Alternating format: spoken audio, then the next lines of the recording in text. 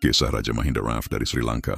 Prolog. Di tanah Singha yang kudus, Sri Lanka, tanah yang diselimuti samudra luas dan hutan rimba, telah lama menjadi mutiara yang bersinar di jantung Samudra Hindia. Pulau ini adalah persinggahan para pedagang dari India, Persia, hingga negeri jauh di timur. Namun lebih dari sekadar tempat perdagangan, Sri Lanka adalah pusat dharma, tanah yang melahirkan stupa-stupa menjulang, vihara suci, dan kitab-kitab Buddhis yang dijaga dengan penuh bakti.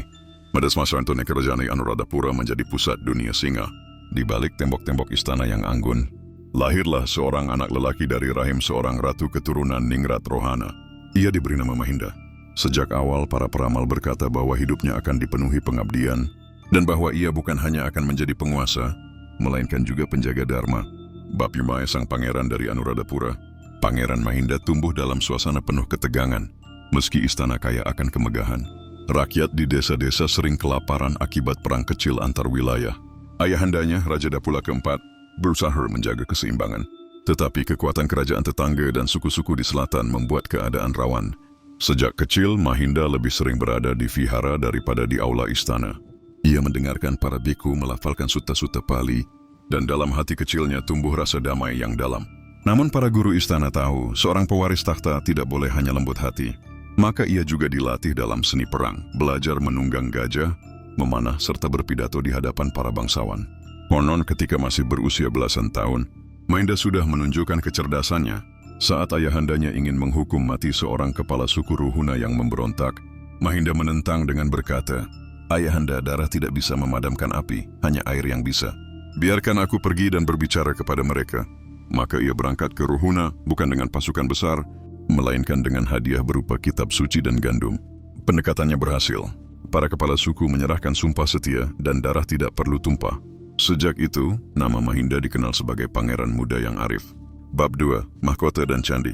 Takhta akhirnya jatuh ke tangan Mahinda setelah wafatnya Raja Dapula. Saat itu Sri Lanka berada di titik rapuh. Candi-candi mulai runtuh, jalan-jalan rusak dan persatuan sanga melemah oleh perbedaan mazhab. Dalam upacara penobatan, Mahinda bersumpah di bawah pohon Sri Mahabodhi. "Selama aku bernafas, aku akan menjaga dharma tetap menyala di tanah ini, sebagaimana Sang Buddha menyalakan pelita di dunia." Janji itu bukan sekadar kata-kata. Ia segera memulai karya besar, pembangunan dan pemugaran Candi Buddha. Ia memperluas Mahavihara, menambahkan aula meditasi yang luas.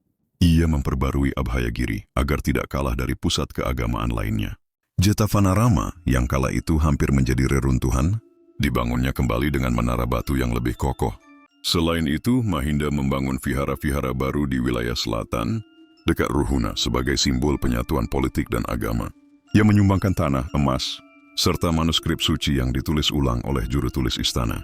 Di sekitar Danau Tisawewa, ia membangun sebuah kompleks vihara dan menyulap area sekitarnya menjadi taman meditasi. Tidak hanya candi, ia juga memperbaiki irigasi kuno. Waduk dan saluran air yang ditinggalkan leluhur diperbaiki agar sawah rakyat kembali subur.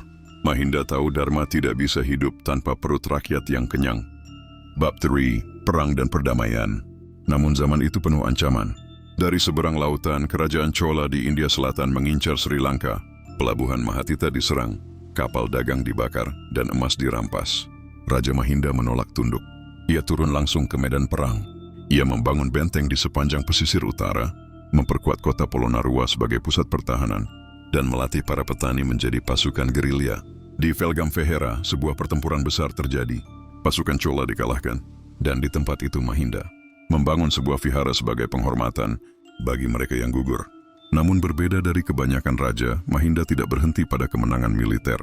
Tidak mengirim utusan ke Tanjore, membawa hadiah dan naskah dharma, menawarkan perdamaian dan perdagangan kembali. Pedang dapat memutus rantai, tetapi hanya kebijaksanaan yang dapat menyambungkannya kembali. Demikian kata sang raja. Bab 4. Sang penjaga dharma. Semakin tua, semakin kuat pula rasa religius Mahinda. Ia tidak hanya membangun candi, tetapi juga memperbaiki hukum kerajaan dengan ajaran dharma. Ia menekankan keadilan bagi semua lapisan, bangsawan, pedagang maupun petani kecil. Hukuman mati jarang dijatuhkan. Sebaliknya, Mahinda lebih suka memberikan kesempatan bagi seseorang untuk menebus kesalahannya dengan kerja untuk rakyat atau vihara.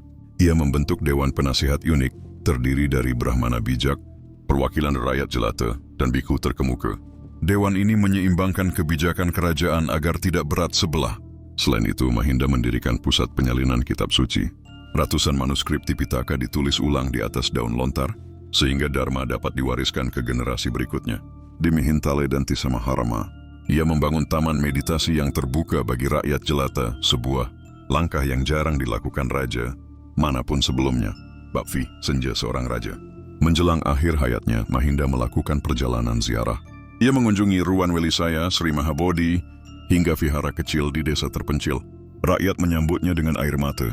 Di bawah sinar bulan purnama di Ruan Welisaya, ia berlutut dan berkata kepada para bikhu, "Segala yang telah kulakukan bukanlah untuk namaku, tetapi untuk menjaga agar ajaran guru kita tetap hidup di tanah ini.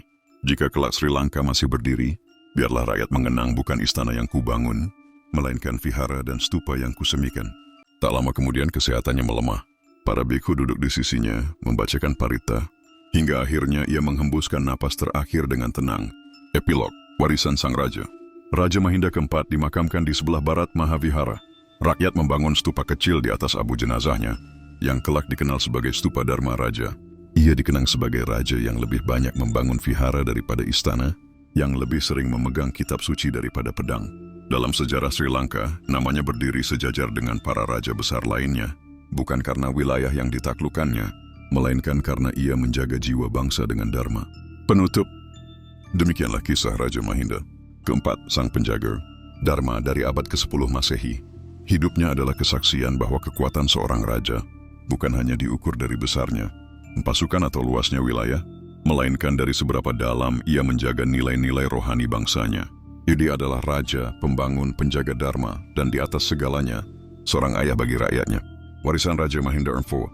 Ketika Raja Mahinda keempat menutup mata untuk terakhir kalinya, Sri Lanka berdiri di ambang sebuah zaman baru yang meninggalkan lebih dari sekadar tahta, lebih dari sekadar nama di batu prasasti. Ia meninggalkan jejak dharma yang melekat dalam tanah, bangunan, dan jiwa rakyat. 1. Warisan arsitektur dan keagamaan. Mahinda adalah seorang pembangun agung. Ia meninggalkan jejak nyata dalam wujud vihara, dagoba, dan kuil-kuil yang menjulang tinggi melampaui masanya. Cetavan Arama yang hampir runtuh dipugar kembali, berdiri kokoh sebagai simbol keabadian dharma. Mahavihara dan Abhayagiri diperluas, menjadikannya pusat pendidikan rohani yang menyaingi Universitas Agung Dunia. Vihara-vihara baru di selatan, di Ruhuna dan Tisamaharama, didirikan untuk menyatukan negeri melalui ajaran Sang Buddha. Kompleks vihara di sekitar Danau Tisawewa dihiasi taman meditasi, menjadi tempat rakyat jelata bisa mendekatkan diri pada dharma tanpa memandang kasta. Bangunan-bangunan itu bukan sekadar batu dan tanah liat, melainkan monumen abadi dari niat suci seorang raja. 2. Warisan dharma dan pendidikan. Di masa Mahinda, kitab-kitab suci Tipitaka disalin ulang secara besar-besaran. Ia mendirikan pusat penyalinan naskah, memastikan ajaran Sang Buddha tidak hilang di telan waktu. Ia juga membangun sekolah vihara di Mihintale dan Tisamaharama, tempat para bikhu muda belajar dan rakyat kecil mendapat pengetahuan dasar. Untuk pertama kalinya, pendidikan bukan hanya hak kaum bangsawan, tetapi juga rakyat sederhana. 3. Warisan politik dan keadilan. Mahinda menulis hukum berdasarkan nilai dharma, keadilan, kasih sayang, dan kesetaraan. Hukuman mati jarang dijatuhkan. Sebaliknya, para pelanggar diberi kesempatan menebus kesalahan dengan kerja bakti membangun vihara, memperbaiki irigasi atau menyalin kitab suci.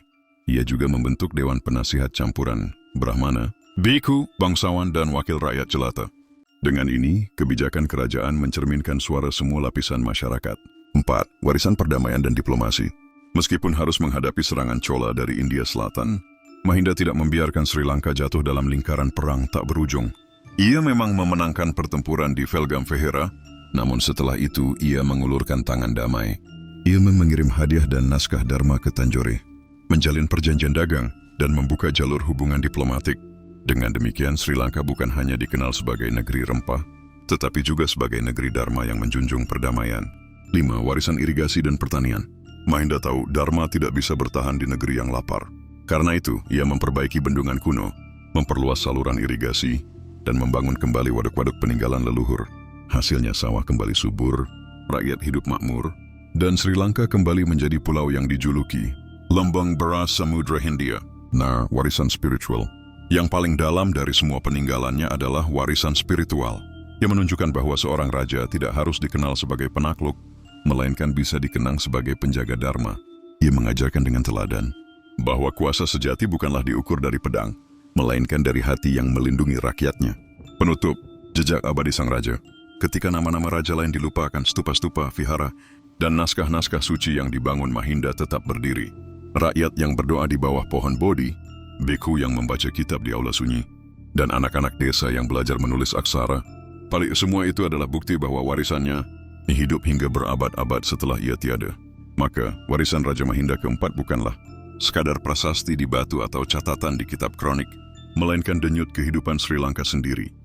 Denyut yang berpadu dengan doa, dharma, dan kedamaian.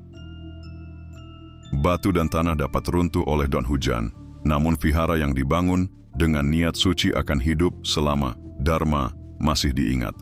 Aku tidak dapat membangun untuk keagungan namaku, tetapi agar suara Sang Buddha tidak pernah padam di tanah Singa.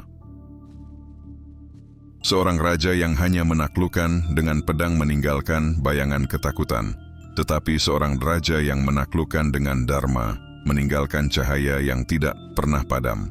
Aku memilih cahaya, meski sinarnya tak selalu terlihat oleh dunia. Rakyatku tidak hanya membutuhkan padi untuk perutnya, tetapi juga dharma untuk hatinya. Itulah sebabnya aku memperbaiki bendungan dan membangun vihara, karena keduanya adalah sayap yang membuat bangsa ini dapat bisa terbang.